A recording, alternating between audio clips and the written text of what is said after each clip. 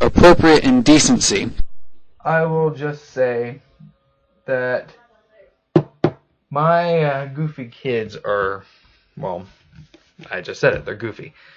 And that's pretty much all I'm going to say. I even have I think my son or my daughter knocking on the door at the moment, so I can't think of anything else to say because now I'm going to be distracted by that. Heck, I could have an interview with one of them, actually. So let me see what the heck they want. What do you want? Please have $2 sticking out, and I subscribe to your channel. Subscribe to what channel? Your channel. My channel. Talk about my... Appropriate. The appropriate... So you subscribe to my Appropriate Indecency channel on YouTube? I see. Well, not everything on there is going to be appropriate. I know. I didn't watch any, don't worry. You didn't watch any, don't worry. No. So obviously you can hear Austin talking. And Madison's just staring at the computer. Okay, you two. So, you guys ready for the summer? Yes. Yep. You are. You're ready for the summer. Yes. What makes you most excited about summer vacation coming up? Going to Indiana. Going to Me Indiana? too. That's both of your guys' favorite thing you're looking forward to? Yep. Okay. What else you guys looking forward to? Going to the pool and going to different wrestling events that are coming up. Well, I don't know if we're going to be going to any more wrestling events during this year. Maybe later in the year. But anyways, Is this going to be on YouTube? yes, I will be putting it on YouTube as part of the show. Yeah. How come you can have a YouTube channel but we can't? Because you're 10 and he's 12. Yep. That's how that works. Okay. So, with that, ladies and gentlemen, I will be shutting this down now. No. So, I want to do more. alright, kids, say bye. No. Bye. No. No. Bye. Bye.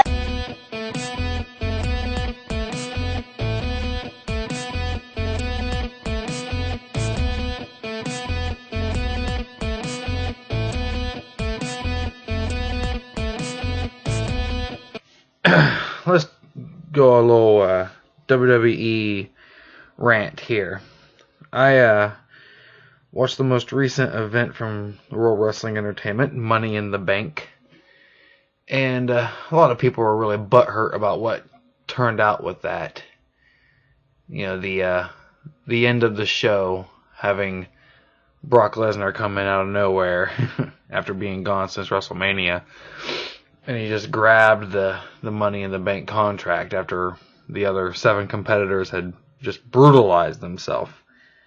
And you have all these people who are predictably riding. Actually, when you looked in the background of the event, like behind Brock Lesnar as he's celebrating on top of the ladder and sitting there giggling, I'm actually at home laughing my ass off just because I think it's hilarious. But then you have, you know, the hilarity of people, you know, actually leaving the arena as, you know, Lesnar is celebrating. And honestly, I think that's funny because people just got so angry and they don't realize they're actually intentionally being trolled.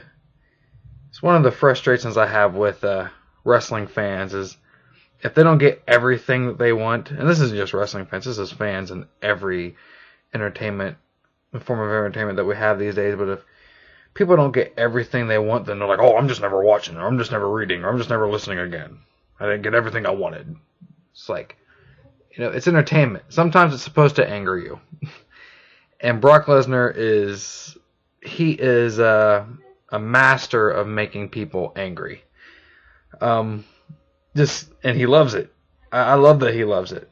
I love heels, and Lesnar is this ever elusive beast, and I think it's hilarious that he comes in and just dominates. Because let's put it this way. Unlike with a lot of other beasts out there, Lesnar is actually believable in many respects because we know that in real life, when it's not scripted, Lesnar could beat the holy hell out of anyone. he pretty much can. He proved it in UFC, and before that, when he was in amateur wrestling, he had a long record of just dominating in the circle, if you will. And Lesnar is believable as a beast, in part because of his history, and also you look at him, you see how athletic he is, and the man is capable of just dominating. And you can see that when you look at him. So I love that he's this elusive beast, and he comes in, he's going to destroy things, and people are like, oh my god, he's just going to hold a title hostage again. It's like, I don't think they're actually going to put the world title back on him. If they do, it won't be for very long. And I don't care if they do, because the fact is, it's just hilarious. I think it's even funnier now that he's the beast in the bank, if you will, that he's got that contract, because he can strike at any time. And I really hope that they do, like this one person I saw suggest, I hope that they actually have him come out and just torment Seth Rollins, for instance, on a regular basis. I hope he just comes out and just beats the crap out of him and acts like he's going to cash in, but then just leaves. I hope he does that regularly. I would love that. I would die every week if I saw that. And people are just so angry about it, but it's just, there's a hidden genius here, and what they don't realize is that there are some times where, yes, McMahon is just tone deaf, as tone deaf can be. One of the examples I'll give is from this most recent Raw that was airing right before I'm recording this. They revealed a new title. Has the same rules as the old Hardcore Championship during the Attitude Era, where it's 24/7 rule, but they literally called it the 24/7 Championship. Really a stupid name for a title, and the title looks kind of dull. And they had poor Mick Foley come out, and him being the Hardcore Legend, a lot of people just thought, he's going to reveal a new Hardcore title, and then he reveals this ridiculous championship, and people started booing. For whatever reason, I saw some internet reviews say, oh, the fans had no reaction. No, they were actually booing, and I felt bad for Mick. And he was struggling to try and do the promo for it, and it's just, the fact of the matter is, it was a terrible idea. But that's one of the examples of where McMahon is tone deaf. But when it comes to the Lesnar thing, it's intentional. You're being trolled if you're getting angry.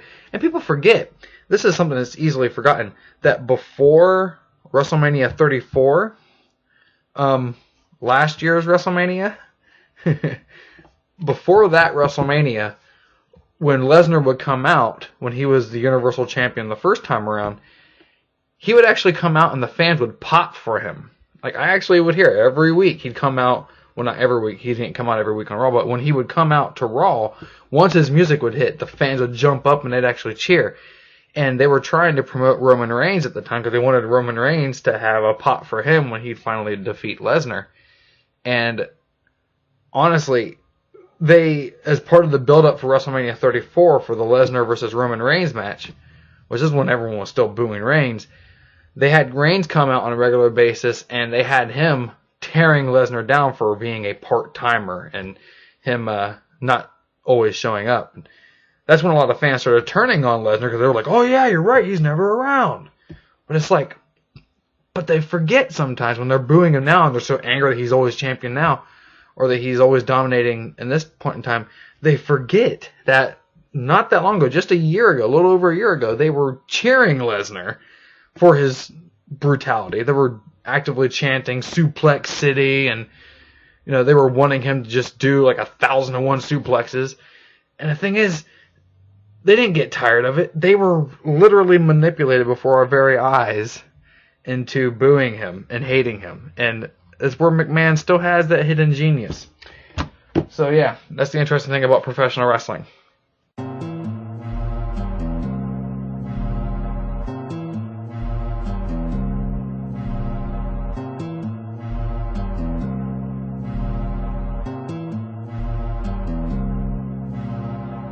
Nerds or us, I'm just going to say I watched the series finale of the Game of Thrones episode, and I liked it, but I can also see where everyone got angry because you had, their conclusion, everyone's favorite hero, Daenerys, turned out to be this great villain the hidden villain. Like, a lot of people are just like, oh, I didn't like how it was written. And I understand their criticism. It was a very short season.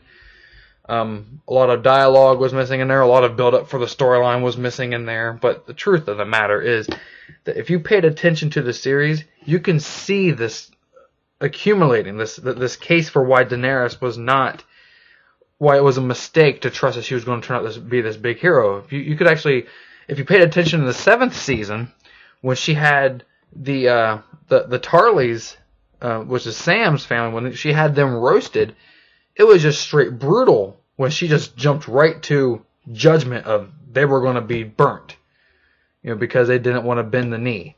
And I've heard some people like, oh, she gave them a chance. But the fact is, she just wanted absolute obedience. And she demanded that respect and that love. And if she didn't get it, she was going to kill you. And Tyrion, his character, had an awesome line in the final episode of the series, where he was talking with Jon about how, we cheered Daenerys as she was burning all the slave masters and the people who were the elites, the wealthy, who were, oppressing their people. We cheered them as, they were being crucified by Daenerys when she didn't show mercy to them. But then we turned out to be shocked when she showed no mercy to King's Landing after, remember this, after she gave Cersei a chance to save the people of King's Landing. And she even made it clear it was their last chance. Like, if she didn't get what she wanted, she was going to burn the city to the ground. And you have to remember what brought her to that point.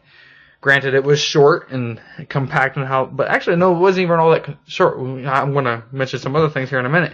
But when you look at leading up to that story, to her burning King's Landing, I mean, obviously, Missandei was beheaded right in front of her, and that was just the icing on top of the cake for her. But before that, she had her second dragon killed right in front of her eyes. Okay. Before that, you had the fact that Cersei betrayed her and didn't show up to fight the Night King. And she was already frustrated as it was, so she was, hell-bent, for revenge against Cersei for lying to her and leaving them to die, as that was the goal, leaving them to die in Winterfell.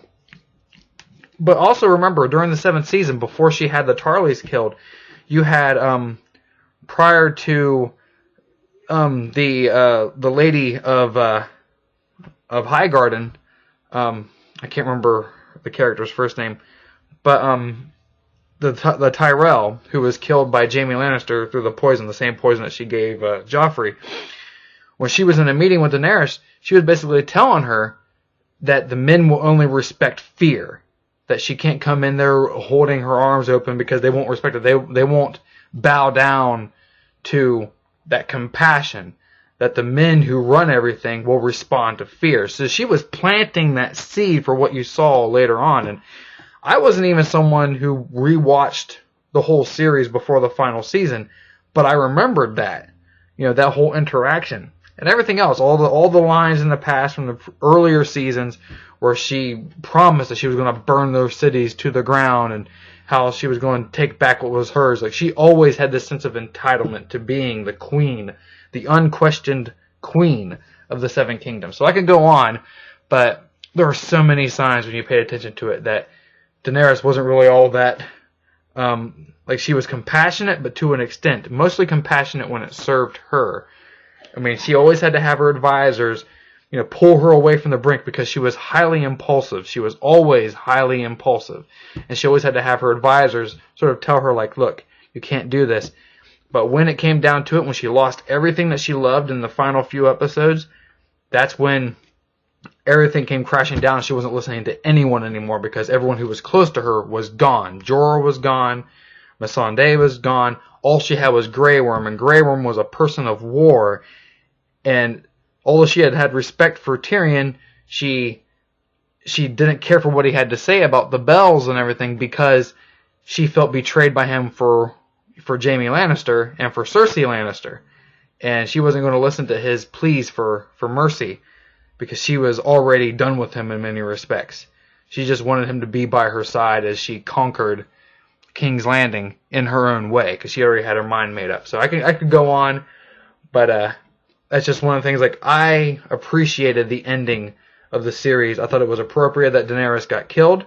I actually liked the final scene there for her when she went into the throne room, and when she went in there, you had the snow falling, and the way you saw the Iron Throne, it was a lot like that dream that she had way earlier in the series when Drogo died. And she went into that dream state, and she went walk into the throne room, and that was, I don't know, it was a very good, it was a very good sequence there, because it was a throwback. Maybe I'm conflating two episodes, but anyways, it was back from when she had a vision of going into the throne room where you saw snow falling. It may have not been when Drogo died, but I know it was earlier in the series.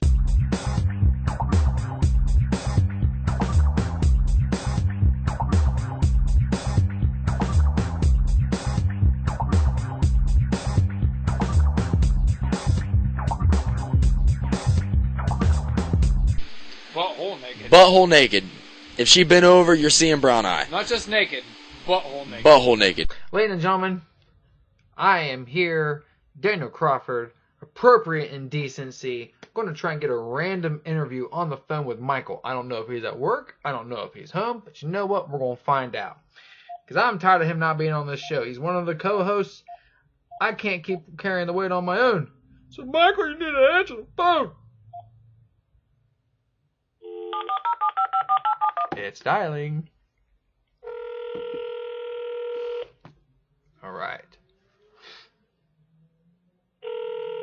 Will he pick up? Will he not? All right. Come on, Michael. Pick up. You little brat. This is going to be a new feature on the show. As long as I can't get Michael on here live, we're going to get him on here via the phone. Just create a random Crawford interview segment. If Michael isn't going to be here in person, he's going to get interviewed on the phone. Come on. It just keeps ringing endlessly. Well, Michael doesn't have an answer machine. Apparently he can't afford one. Okay, so I'm going to try and see real quick. I'm going to... Probably not home. Probably at work for all I know. Alright. So, Michael's at work, but he's not on the clock. He's off. So, guess what? Michael's about to get a surprise phone call from me. Just one moment. Ha ha ha. He's not going to know what hit him.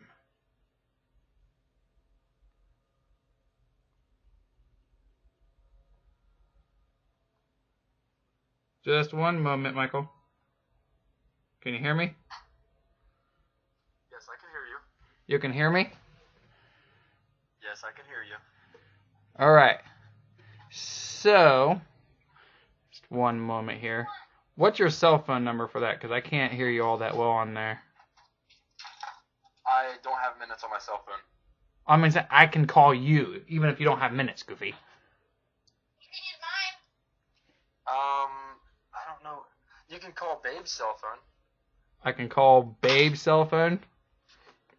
Yeah. Oh my god, you can call Alexis' cell phone number. I got you to call her by her name. Well, anyways, the reason why I'm calling you here, I have you on speakerphone, because I just tricked you into finally getting on the fucking show. So, there. You son of a bitch. Yeah, that's right. So, this is a new thing I'm doing on here, where it's going to be a random Crawford interview segment. Random Crawford interviews? Yeah. I got you. Yes, exactly. Can't get you here in person to record the show, so I'm going to con you every now and then via phone.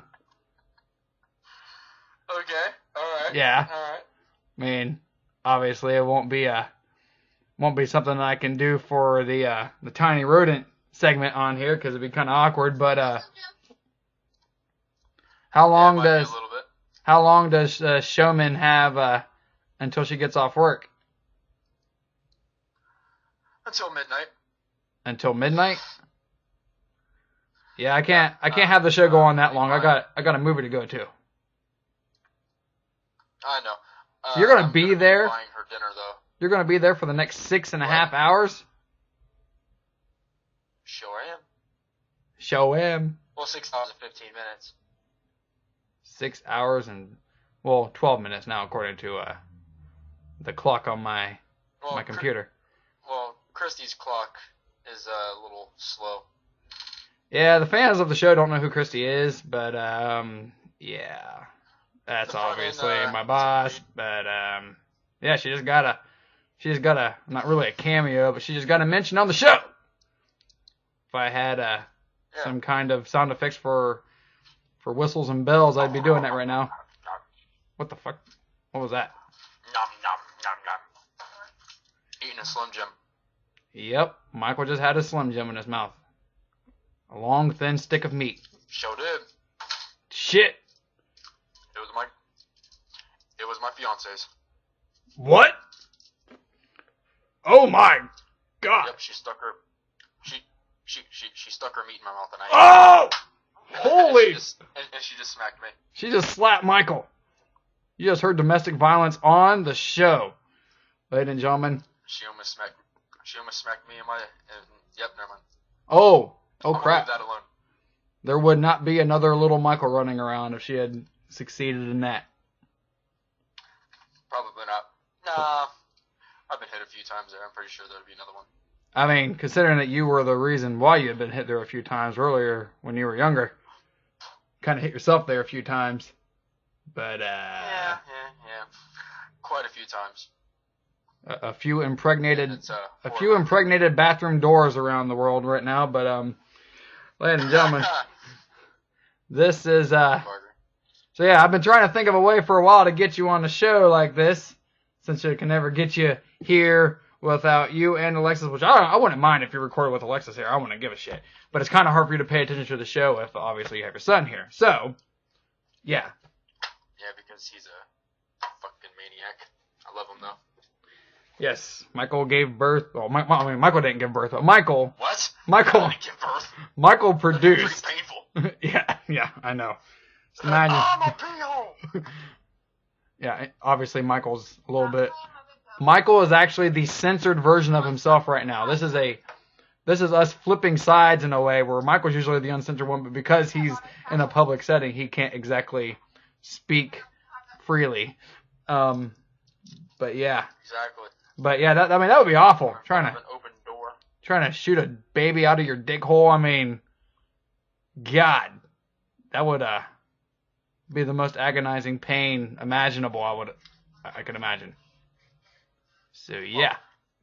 Here, so some of the audience can get on one of the conversations that we had recently. Could you imagine? And yes, you already know where I'm going with this. Like Contagion. You know how a yawn is contagious? Could you imagine if periods were contagious? More talking to the audience. Yeah. More talking because you already heard this. Like, could you imagine just being a woman and like she like starts a period like in the middle of sex or something. Oh my God. You didn't know that. She didn't know it. You didn't know it. But the next day, you started bleeding out your dick hole. Like you started getting cramps, craving chocolate.